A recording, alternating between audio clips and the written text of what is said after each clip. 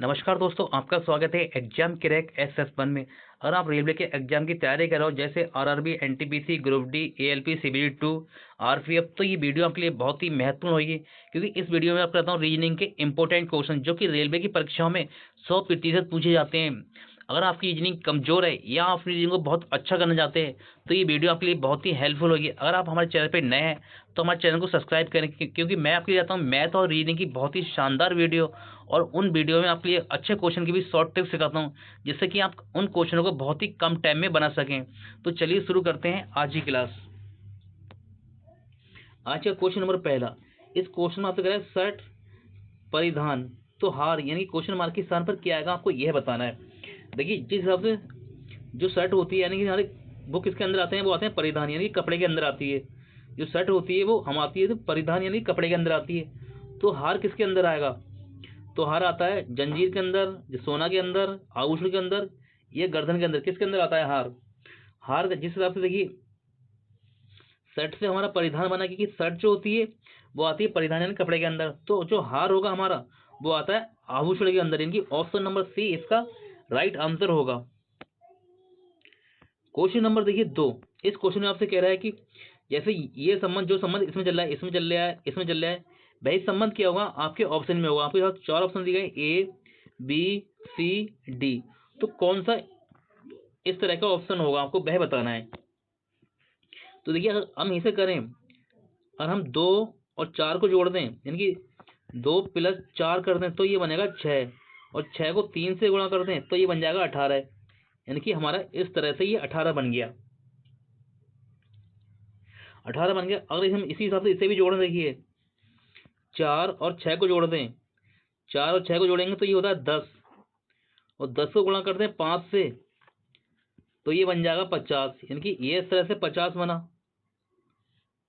क्यों, देखिए 3 3 क्या है, एक अभाज्य संख्या है, और 5 भी क्या है, एक अभाज्य संख्या। 3 के बाद में आती है अभाज्य संख्या 5, तो ये होगा। और इसी हिसाब से देखिए हम ऑप्शन को देखें, अगर हम ऑप्शन नंबर ए को जोड़ें तो 2 और 5 जोड़ेंगे, 2 और 5 हो जाता है 7, यानी कि 2 + 5 करेंगे तो ये जाएगा 7।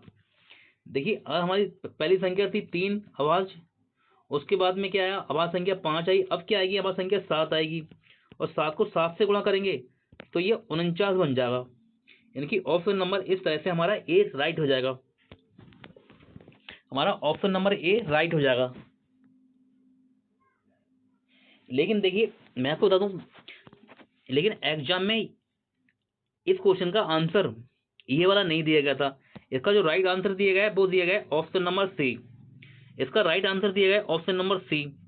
कैसे दिया गया, देखिए इस तरह से तो आप ऑप्शन नंबर ए करेंगे ठीक, और वो गलत कर देगा, क्योंकि इस तरह से बनता है। पहली अभाज्य संख्या 3, उसके बाद में अभाज्य संख्या 5 आती है, उसके बाद आती है अभाज्य संख्या 7।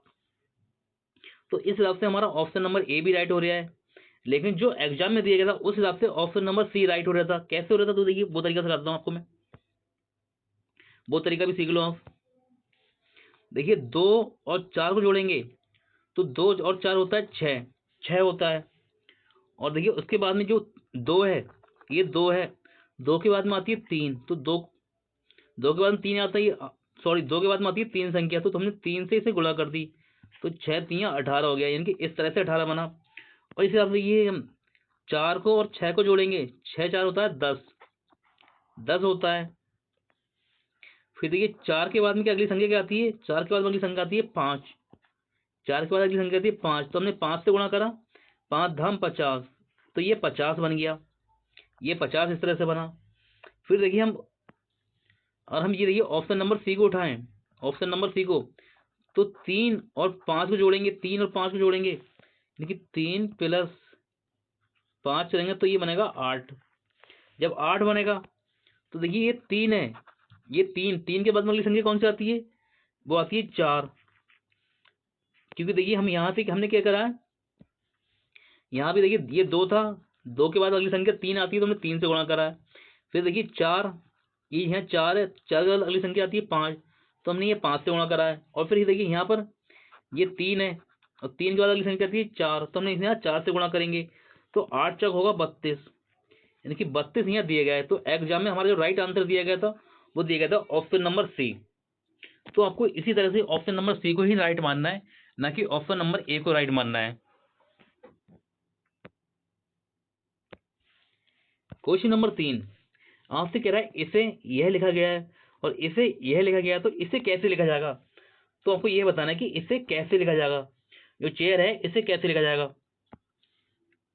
तो देखिए टी टी को यानी कि ये लिखा गया है 7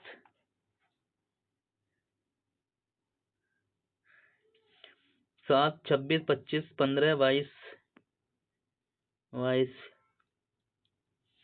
देखिए अगर आप देखिए ये क्या दिख रहा है, देखिए टी का विपरीत होता है, टी का विपरीत होता है जी, टी का विपरीत होता है जी, और जी का नंबर होता है 7, जी का नंबर होता है 7।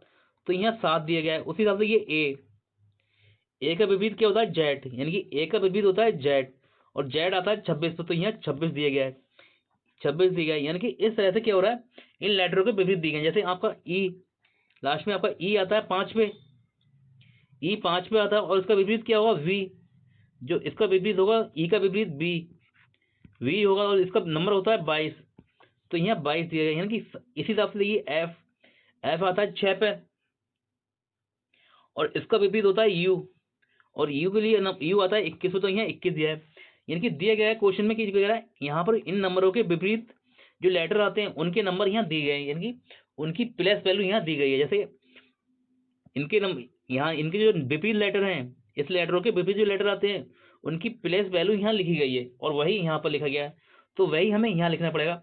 अगर देखिए हमें इस तरह से याद न हो कि किसका नंबर विपरीत होता है, तो हमें किसी भी लेटर का विपरीत नंबर निकालना है, यानी किसी भी लेटर का विपरीत लेटर निकालना है, तो हमें 27 में से माइनस करना होगा, हमें 27 में से माइनस करना होगा।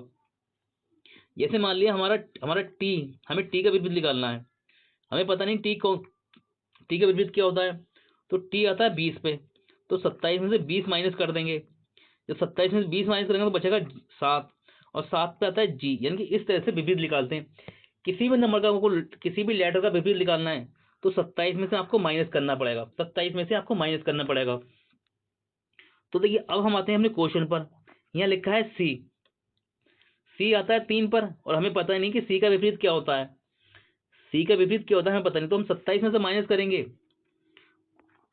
27 में से सी आता है 3 पर, 27 में 3 माइनस कर देंगे तो होगा 24, यानी 24 से हमारा आंसर स्टार्ट होगा। फिर देखिए उसके बाद में एच, 27 में से हम, एच आता है 8 पे, 27 में से हम 8 माइनस करेंगे तो बचेगा आएगा 19, यानी कि 19 होगा, 24 के बाद में 19 होगा। फिर देखिए अगला हमारा दिया गया ए, और ए आता है हमारा 1 पे, 27 में से माइनस 1 करेंगे तो बचेगा 26, यानी कि इस तरह से आएगा 24 19 26, 24 26 19 से हमारा आंसर स्टार्ट होगा, 24 24 19 26, 24 19 26। यानी कि ये दो ऑप्शन तो कट जा रहे हैं, या तो ए होगा या फिर बी होगा हमारा आंसर, 24 19 26, 24 19 26, और उसके बाद में 61 भी है। लास्ट वाले को चेक कर लेते हैं। देखिए हम लास्ट वाले को चेक करते हैं।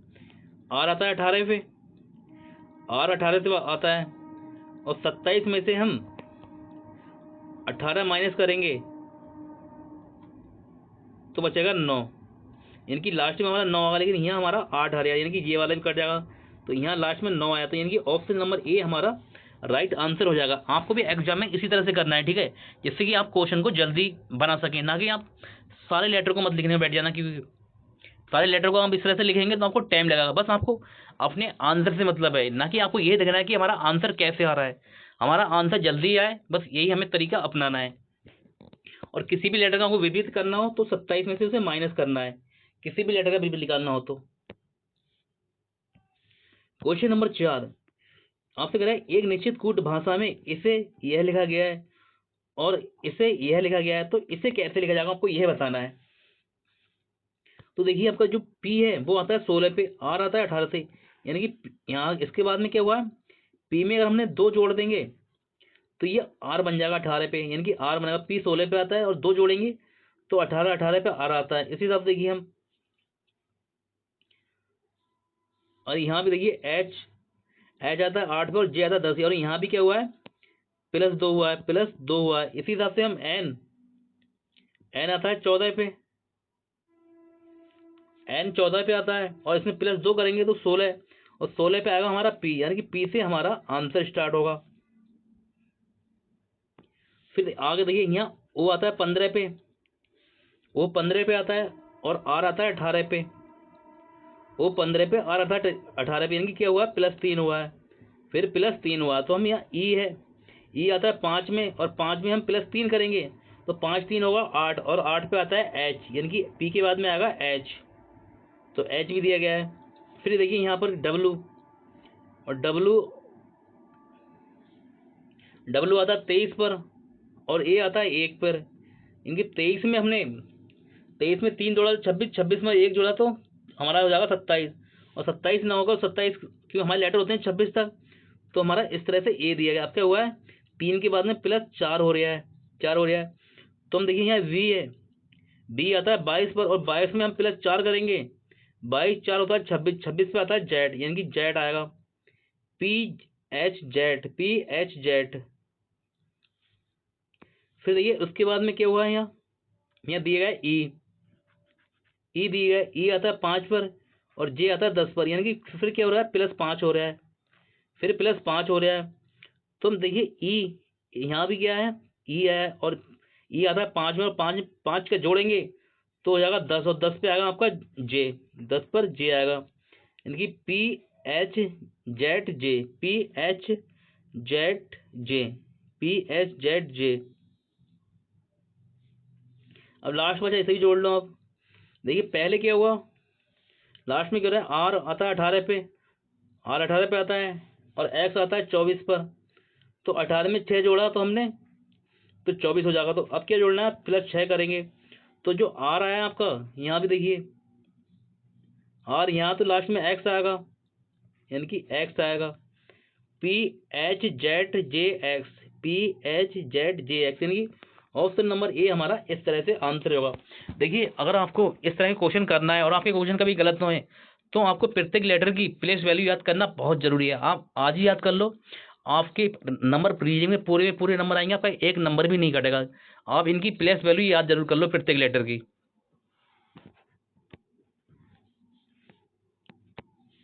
क्वेश्चन नंबर 5, इस क्वेश्चन में आपसे कह रहा है क्वेश्चन मार्क है जो यहाँ पर, यहाँ क्या आएगा, यहाँ पर क्या आएगा आपको ये बताना है।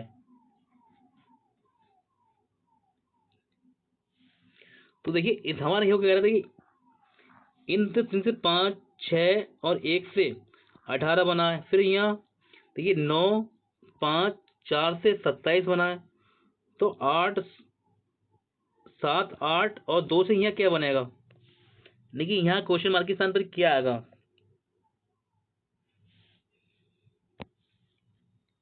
5 6 30 हो रहा है जी, और 30 एकम 30 हो रहा है, लेकिन यहाँ 18 दिया गया है।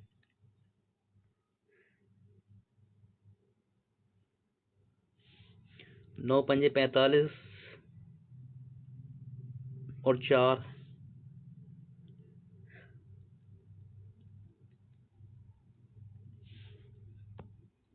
दोस्तों कमेंट में बताओ आपका इसका आंसर क्या आएगा। क्यों देखिए हमें यहाँ 18 बनाया, हमारा यहाँ 27 बनाया इनसे, और क्वेश्चन मार्क के स्थान पर, तो यहाँ कैसे लगा। और एक मिनट देखिए, अगर हम ऐसे करके देखें इसे, देखिए 5 का, यानी कि 5 का और 6 का गुणा करें, 5 6 का गुणा करते तो ये हो जाएगा 30, 30 हो जाएगा। और इन सबको जोड़ लें, 5 को 6 को और 1 को जोड़ें, तो 5 6 11, 11 और 1 12, यानी कि इसमें से -12 कर देंगे, 30 में से 12 करेंगे तो ये 18 बन जाए, यानी कि इस तरह से ये 18 बन जाए। क्या इसी हिसाब से हम इसे भी देखें, और 9 की 5 की गुणा करेंगे तो 9 पंजे होता है 45, 45, और फिर इन सबको जोड़ें, 9 को 5 को और 4 को जोड़ें,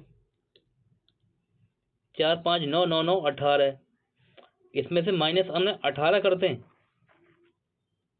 18 करेंगे, 45 में से 18 जाएगा तो बनेगा 27, यानी कि हमारा इस तरह से 27 बनने आए, 27 बनने आए। देखिए इस क्वेश्चन में इस तरह से हो रहा है, देखिए ये लॉजिक लग रहा है इसमें। 5, ये ऊपर वाली संख्या है, ये 5 और 6 का, यानी कि आपको करना है 5 × 6 का गुणा करना है, 5 × 6 का गुणा करना है ऊपर वाली संख्या को। फिर क्या करना है, इन्हें इन सब संख्या जोड़ देना है। जैसे 5 प्लस ये वाली 6 प्लस और ये लास्ट में 1 है, 1।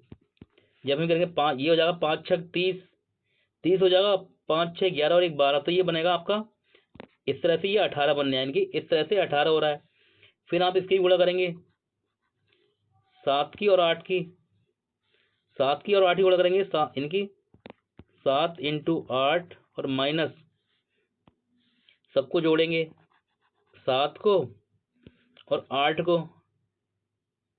और 2 को, तो 8 और 2 10, 2 7 17, यानी कि इसमें से 17 माइनस करेंगे, ये हो जाएगा 56, 7 8 56, 56 इसमें माइनस 17 जाएगा, तो आपका बचेगा 39, यानी कि 39, यानी क्वेश्चन मार्क के जो स्थान पर आएगा वो आएगा 39, 39। और ये दिया गया है ऑप्शन नंबर बी में, हमारा राइट आंसर हो जाएगा ऑप्शन नंबर बी 39, यानी क्वेश्चन मार्क के स्थान पर आएगा 39। हुआ क्या है, देखिए ऊपर वाली संख्याओं को गुणा करना है, आपस में इनके गुणा करना है, फिर इन सबको जोड़ देना है, इन्हें जोड़ के घटाना है।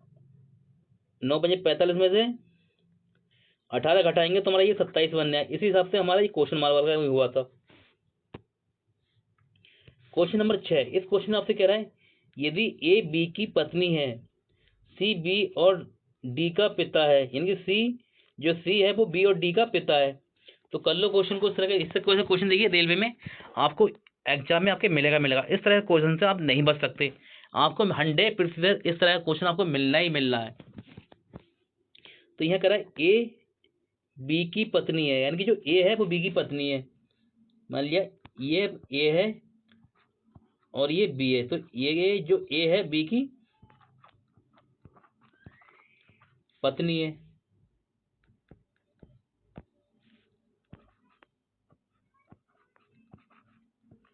पत्नी है, ए पत्नी है।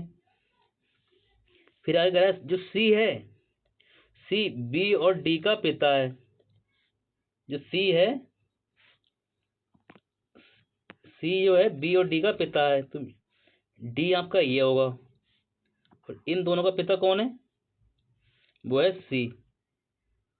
सी क्या है, पिता है, सी पिता है बी और डी का। जो ये सी है ये पिता है बी और डी का। अब आगे आ रहे हैं डी ई का भाई है, यानी कि जो डी है वो ई का भाई है। ये ई है, ई का भाई कौन है, ये डी है, ये भाई है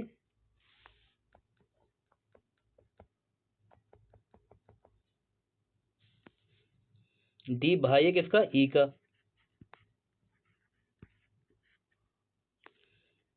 ई का भाई हो गया डी, ये भाई हो गया डी, भाई हो गया ई का। अब आगे आपसे कह रहा है और ई एम की इकलौती बेटी है। जो ई है एम की इकलौती बेटी है, तो ई, तो एम कहाँ होगा, इसके ऊपर होगा, ये हो गया एम, और जो ई हो गई ये हो गई बेटी, ई बेटी है किसकी, एम की।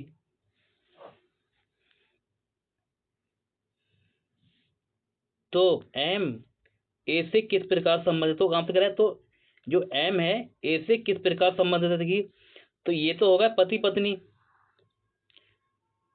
जब सी पिता हो गया तो ई पत्नी हो गई, सॉरी एम, जो एम है ये पत्नी हो गई किसकी, सी की, ये पति पत्नी हो गए, ये हो गए आपके पति पत्नी, सी और एम पत्नी पत्नी, को सी पति हो गया और एम पत्नी हो गई। तो आपसे कह रहा है जो एम ए से किस प्रकार संबंधित है, जो एम है वो ए से किस प्रकार संबंधित है। देखिए एम ये है और ये है, तो देखिए जे जो ए है वो पत्नी है किसकी? पत्नी है बी की, बी की पत्नी है। जब बी की पत्नी है तो ये तीनों क्या है? ये भाई बहन है। ये तीनों क्या है? भाई बहन है। ये तीनों भाई बहन है। तो ये एम है कौन हो गई? बी की माँ हो गई। जो एम है वो बी की माँ हो जाएगी। जब एम बी की माँ हो जाएगी तो ए की कौन लगेगी? वो पति की माँ हो जाएगी। यानी क्वेश्चन के हिसाब से हम देखेंगे तो क्वेश्चन के हिसाब से होगा हमारा पति की माँ। यानी कि जो एम है वो ए की कौन हो जाएगी? यानी कि बी आपका इसका ए का पति हो जाएगा, बी पति है। तो और पति की माँ कौन होती है? पति की माँ तो माँ होती है। यानी कि ए की सास होगी, और लेकिन सास दिया नहीं है तो दिया गया है पति की माँ। यानी कि पति की माँ होगी कौन? एम। क्योंकि क्वेश्चन क्या था? एम ए से किस प्रकार संबंधित? तो ये है पति की माँ। यानी कि ऑप्शन नंबर बी आपका राइट हो जाएगा। क्वेश्चन नंबर 7, इस क्वेश्चन आपसे कह रहा है कि ऐसे कितने बच्चे हैं जो मंगल और बृहस्पति को पसंद करते हैं? यानी कि मंगल और बृहस्पति को पसंद करते हैं। तो मंगल कहाँ? देखिए, देखिए बृहस्पति ये है, ये वाला घेरा है बृहस्पति का, और फिर ये वाला घेरा है, ये मंगल का घेरा है। तो दोनों के बीच में देखिए कौन आ रहा है? मंगल और बृहस्पति के दोनों के अंदर में कौन आ रहा है? ये आ रहा है आपका, यानी कि 13 + 16 ये आ रहा है अंडर में। इन जोड़ेंगे तो ये हो जाएगा 29। यानी कि 29 इसका राइट आंसर होगा। ऑप्शन नंबर बी इसका राइट हो जाएगा। क्वेश्चन नंबर 8, इस क्वेश्चन का है सभी फूल पंखुड़ियां हैं। फूल को लिखा एफ से, फूल को लिख दिया एफ से। जो सभी फूल हैं वो क्या है? सभी फूल क्या है? वो है पंखुड़ियां। सभी फूल पंखुड़ियां हैं। पंखुड़ियों को लिख दिया हमने पी से, पी से लिख दिया। फिर आगे हमसे कह रहा है सभी पंखुड़ियां मुलायम है। इनकी सभी पंखुड़ियां हैं वो क्या है? मुलायम है। तो इसे एम से लिख दिया हमने, मुलायम लिख दिया एम से। अब आते हैं हम निष्कर्ष पे अपने। निष्कर्ष फर्स्ट में कह रहा है, फर्स्ट में हमसे कह रहा है सभी फूल मुलायम होते हैं। यानी कि सभी फूल मुलायम होते हैं। तो सभी फूल क्या है? देखिए फूल ये है, और सभी फूल क्या है? मुलायम के अंदर है। जब मुलायम के अंदर है तो सभी फूल मुलायम है। तो पहले वाला बिल्कुल सही हो जाएगा कि हाँ सभी फूल मुलायम है। तो सेकंड में हमसे कह रहा है, सेकंड वाले में कह रहा है कुछ मुलायम पंखुड़ियां हैं। अब जो कुछ मुलायम है वो पंखुड़ियां, तो देखिए जो ये वाला पूरा घेरा होगा ये क्या है? इसके अंदर में देखिए जब भी आपको शब्द मिले कुछ, जैसे यहाँ कुछ मिल जाए तो कुछ वाला आपका 99% सही होता है। आपको कुछ मुलायम पंखुड़ियां हैं, तो देखिए जो मान लिया ये वाला मुलायम का जो हिस्सा होगा इसके अंदर होगा, और तो पंखुड़ियां हो सकते हैं। यानी कुछ मुलायम पंखुड़ियां हैं, बिल्कुल सही कह रहा है। यानी कि सेकंड वाला भी हमारा सही हो जाएगा। फर्स्ट सेकंड दोनों सही है। तो दोनों ने इसका अनुसरण करते हैं। यानी कि ऑप्शन नंबर बी इसका राइट आंसर हो जाएगा। क्वेश्चन नंबर 9, इस क्वेश्चन को करें दी गई जानकारी के परे किसी भी अंत तक जानकारी पर विचार ना करते हुए, यानी कि जो जानकारी दी जाए उस पर विचार करना है और किसी जानकारी में हमको विचार नहीं करना है। तो दोनों कथनों के बीच के संबंध की सही प्रकृति का चयन करें। तो आपसे कह रहा है सही प्रकृति का चयन करें। तो देखिए पहले वो यहाँ दिया कथन, आपके सामने कथन दिया गया है। आपसे कथन में कह रहा है, कथन फर्स्ट में कह रहा है बरस के आरंभ में देश एक्स ने देश वाई के साथ युद्ध शुरू किया। यानी कि एक्स ने देश वाई के साथ युद्ध शुरू किया बरस के शुरू में। सेकंड में कह रहा है बरस भर देश वाई के बहुत से सैनिकों ने जान गंवाई। देखिए जब युद्ध शुरू करा है एक्स ने, तो वाई के सैनिकों ने वाई के बहुत से सैनिकों ने जान गंवाई। तो देखिए क्या है, ये दोनों एक दूसरे से संबंधित है। यानी पहला क्या है? कारण बन जाएगा, और फिर उसका जे बन जाएगा, उससे क्या हुआ? नुकसान हुआ। यानी कि सेकंड वाला पहले दोनों मिलते जुलते। तो देखिए क्या कह रहा है, अब ऑप्शन नंबर ए में कह रहा है कथन सेकंड प्रभाव है। बिल्कुल सही बात है। देखिए जो पहले वाला कथन है इसका क्या है? प्रभाव है सेकंड वाला, और कथन फर्स्ट इसका तात्कालिक कारण है। यानी कारण क्या था कि जब युद्ध शुरू हुआ, कथन फर्स्ट में हमारा जब युद्ध शुरू हुआ, ठीक है, एक्स ने देश वाई के साथ युद्ध शुरू कर दिया। तो सेकंड वाले में क्या हुआ? वाई के बहुत से सैनिक मारे गए। तो क्या हुआ? पहला वाला क्या हुआ? प्रभाव हो गया। क्योंकि जब कोई घटना घटती है तो उससे कोई प्रभाव पड़ता है किसी पे ना। तो उसी तरह जब युद्ध शुरू हुआ तो प्रभाव पड़ा, इनकी वाई के बहुत से सैनिक मारे गए। तो जो इसका राइट आंसर हो जाएगा वो हो जाएगा ऑप्शन नंबर ए, क्योंकि कथन सेकंड प्रभाव है और कथन फर्स्ट इसका तात्कालीन और प्रमुख कारण है। बिल्कुल सही बात है, यानी कि फर्स्ट वाला इसका राइट आंसर हो जाएगा हमारा। क्वेश्चन नंबर 10, देखिए इस तरह के क्वेश्चन भी आपके एग्जाम में 100% आना है। इस क्वेश्चन में 5 सहेलियां अभी, चित्रा, रेखा, प्रिया और दिव्या उत्तर की ओर मुख करके एक बेंच पर बैठी हैं। जब बेंच पर बैठी हैं कोई बात नहीं, 5 सहेलियां बना लो आप, 1 2 3 4 5, ये बनाती है हमने 5। अब जैसा क्वेश्चन कहता जाए आपको वैसा करना है।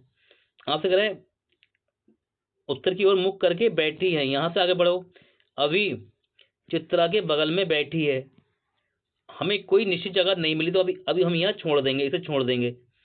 जब इसे छोड़ देंगे तो आपसे आगे कह रहा है प्रिया रेखा के बगल में बैठी है, तो ये भी कोई निश्चित जगह नहीं मिली तो हम यहाँ भी इसे छोड़ देंगे। फिर यहाँ कह रहा है प्रिया दिव्या के साथ नहीं बैठी है, तो यहाँ भी हमें कोई एक निश्चित जगह नहीं मिल रही है क्वेश्चन को करने की, तो इसे भी हम छोड़ देंगे। तो यहाँ कह रहा है दिव्या बेंच के बाएं छोर पर बैठी है, बाएं छोर पर है, यानी कि जो दिव्या है बेंच के बाएं छोर पर है, जो दिव्या बेंच के बाएं छोर पर है। तो देखिए हमें यहाँ एक सटीक जानकारी मिल रही है, जो दिव्या है क्या बाएं छोर पे, तो बाएं छोर हमारा बायां इस तरफ होगा और दायां हमारा इस तरफ होगा।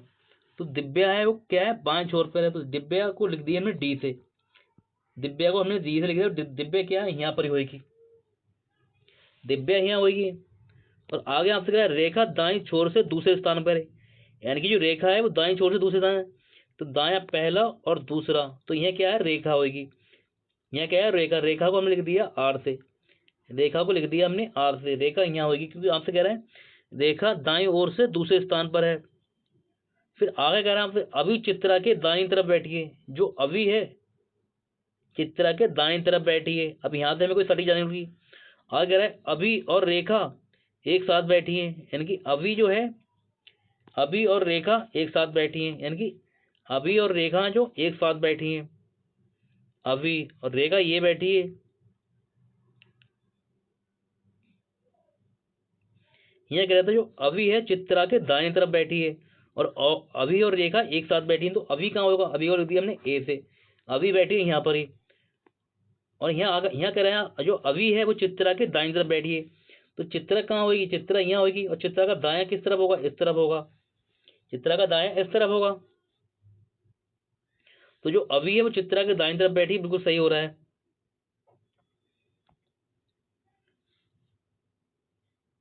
दाएं तरफ बैठी है। अब चलते हैं, देखिए हम फिर से शुरू चलते हैं क्वेश्चन पर। कह रहे अभी चित्रा के बगल में बैठी है, जो अभी है अभी ये हो गई और चित्रा ये हो गई, एक दूसरे के बगल में हो गई, बिल्कुल सही होगा, अभी चित्रा के बगल में बैठी है। फिर आगे हमसे कह रहे प्रिया रेखा के बगल में बैठी है, प्रिया है वो रेखा के बगल में बैठी है। जब रेखा आपकी रेखा यहाँ बैठी है तो प्रिया कहाँ होगी, प्रिया यहाँ होगी, प्रिया को लिख दिया हमने पी से, तो प्रिया यहाँ बैठी क्योंकि प्रिया रेखा के बगल में बैठी है, बिल्कुल सही हो गया। अब आगे आपको कह रहा है प्रिया दिव्या के साथ नहीं बैठी है, यानी कि प्रिया है वो दिव्या के साथ नहीं बैठी है, तो प्रिया यहाँ हो गई आपकी और दिव्या यहाँ हो गई, ये भी एक दूसरे साथ में नहीं बैठे हैं, तो ये हमारा सॉल्व हो गया। अब क्वेश्चन पे आते हैं हम। क्वेश्चन में आपको कह रहा है चित्रा की स्थिति कौन सी है, यानी कि चित्रा की स्थिति कौन सी है। अब चित्रा कहाँ है आपकी,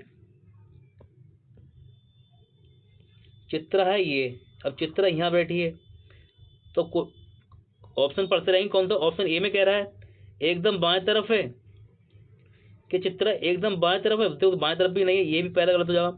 बाएं ओर से दूसरे स्थान पर है, यानी कि सेकंड में कह रहा है बाएं ओर से दूसरे स्थान पर, तो ये बायां तो ये है, और ये पहला और दूसरा ये बाएं ओर से दूसरे स्थान पर, बिल्कुल सही कह रहा है कि बाएं ओर से दूसरे स्थान पर, तो हमारा सेकंड वाला इसका राइट आंसर हो जाएगा। जो चित्रा है वो बाईं ओर से दूसरे स्थान पर है, तो बिल्कुल दूसरे स्थान पर चित्रा बाईं ओर से, तो ये वाला हमारा सेकंड बिल्कुल सही होगा। और ये क्वेश्चन देखिए, आप इस क्वेश्चन को ध्यान से पढ़िए, इस क्वेश्चन का आंसर आपको कमेंट में देना है, क्योंकि आप अगर क्वेश्चन को ध्यान से नहीं पढ़ेंगे तो आपसे आंसर गलत होगा। मैं नहीं चाहता कि आपका आंसर गलत हो। अगर आपको हमारी वीडियो अच्छी लगी हो तो वीडियो को लाइक शेयर कमेंट जरूर करना। अगर आप हमारे चैनल पर नए तो हमारे चैनल को सब्सक्राइब करना इसी तरह की वीडियो पाने के लिए। मिलते हैं आपसे अगली क्लास में, तब तक के लिए नमस्कार।